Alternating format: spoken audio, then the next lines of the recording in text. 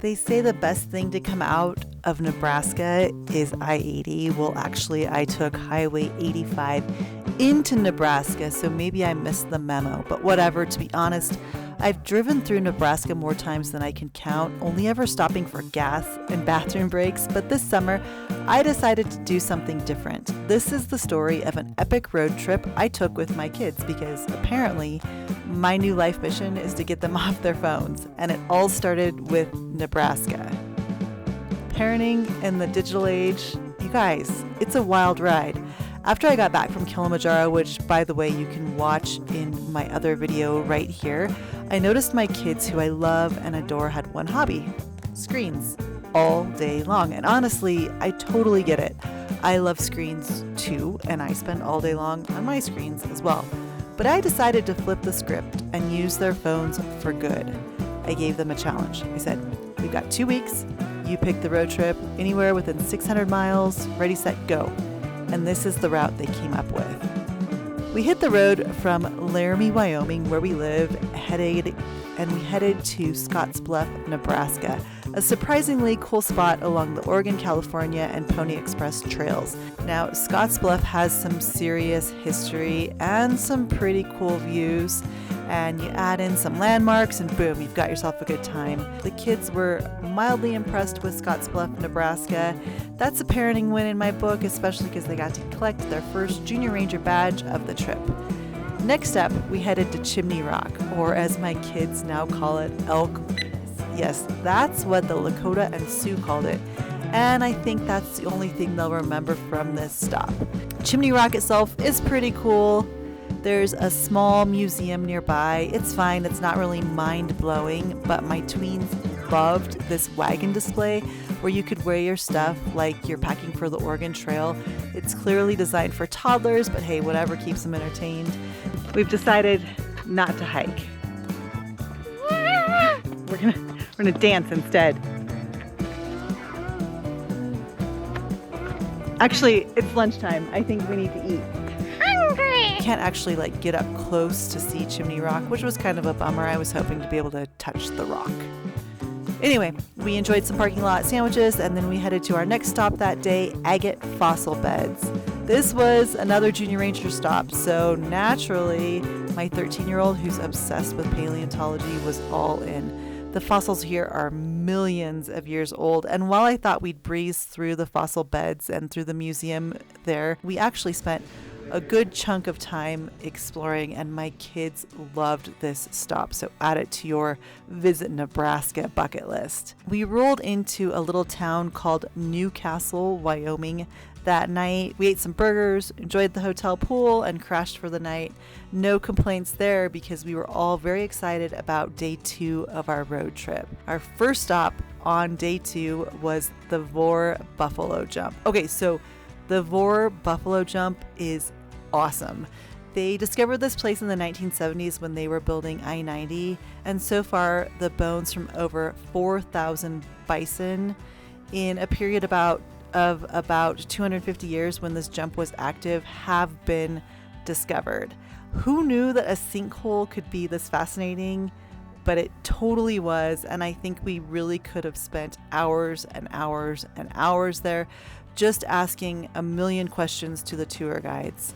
Here's one thing you need to know if you visit the Vore Buffalo Jump. Their website doesn't give you a whole lot of information to go on when you're planning, so we didn't really know what to expect when we showed up, but it turned out to be one of our coolest stops on the trip. After checking out the Buffalo Jump, we headed to Devil's Tower. We've been to Devil's Tower before, but honestly, I'll take any excuse to go back.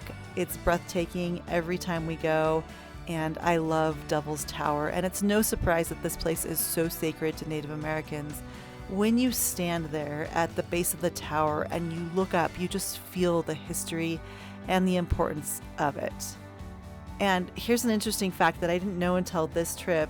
I didn't know that Devil's Tower was actually the first national monument in the United States. After visiting Devil's Tower on what turned out to be a very busy and very hot day, we went to our campground. We stayed that night at the KOA campground. Now, I love KOA cabins. You can judge me if you want, but there's something about watching Close Encounters of the Third Kind outdoors with Devil's Tower in the background. It just feels right until it got too scary for all of us. And then we bailed and headed back to our cabin. But the Devil's Tower KOA, one of the best campgrounds. We woke up bright and early the next morning, and our goal originally was just to drive straight to Bozeman, Montana. I grew up in Bozeman. It's where my parents live, so we were going to spend a few days in Bozeman. When I was looking at the map, I realized that there was another Junior Ranger badge opportunity. Here at Pompei's Pillar. This was not on our schedule today, but it just happened to be a short detour, and we're going for it. So we're going to go learn about this place, collect another Junior Ranger badge, and have some fun. I think painted outhouses might be one of my favorite things. Let's check this one out. More art. Don't you think every outhouse should have paintings on the inside? This wasn't on our original itinerary, but it was an amazing surprise. We got to walk around, see lots of cool stuff. They have a really, really great museum there. And we got to learn all about the Lewis and Clark expedition, which the kids found really fascinating.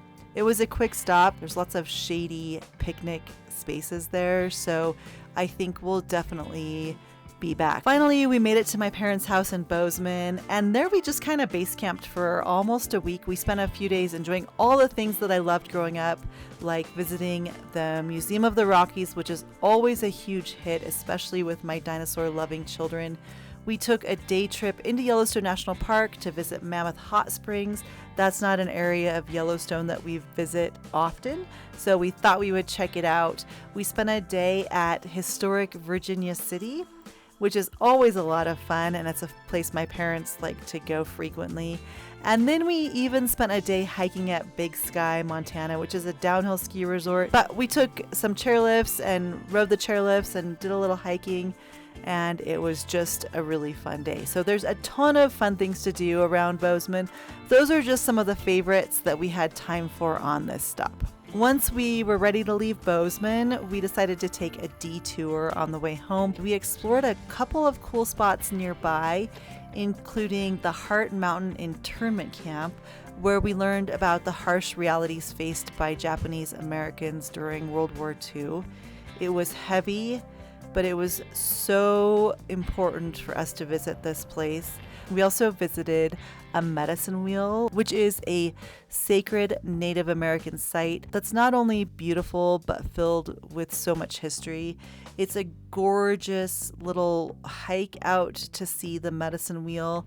And if you're in the Bighorn Mountains between Sheridan and Lovell, you have to add this stop to your itinerary. It is well worth it. Next, we headed to Cody, Wyoming, where we wrapped things up at the Buffalo Bill Museum. We've been there before, but we love to visit this museum. And one cool thing is when you visit the museum, you actually pay for 2 days instead of just 1 day. And this is the kind of museum where you'll want to visit 2 days in a row. And we did. We spent 2 days there. It's one of our favorites. Well, where are we? Where? Wyoming Dinosaur Center. Our last stop before we came home was Thermopolis, Wyoming. Some of these lesser known tourist destinations. Thermopolis is home of the Wyoming Dinosaur Center. We even toured a dig site at the Dinosaur Center, and it was cool, but it just feels a little bit run down compared to what we had just seen at the Museum of the Rockies. So we recommend checking out the Dinosaur Center, but just know that it could use some TLC and maybe a grant or two. We also stopped and checked out some cool petroglyphs that were outside of Thermopolis, but we love petroglyphs, and it was so neat to be able to see petroglyphs on this trip, especially because we'd been to so many neat Native American sites like the Vore Buffalo Jump and Pompei's Pillar and the petroglyphs outside of Thermopolis. After 2 weeks of adventuring and traveling and touring and learning so much, we were ready to head home. And what was kind of bad about this trip was my husband wasn't able to join us because he had to work. But honestly, there's something about road trips with just my kids that are really special. We laughed, we learned, we fought over snacks, we made some incredible memories. We drank huckleberry soda and we ate a ton of hamburgers, and it was just such a fantastic time. If you want to see more of my adventures, I do more than just lead group trips all over the world. I also like to travel with my family. So keep checking out our YouTube channel, and don't forget to like, subscribe, and check out all of our other videos. And if you've got any road trip stories of your own, drop them in the comments. I'd love to hear them.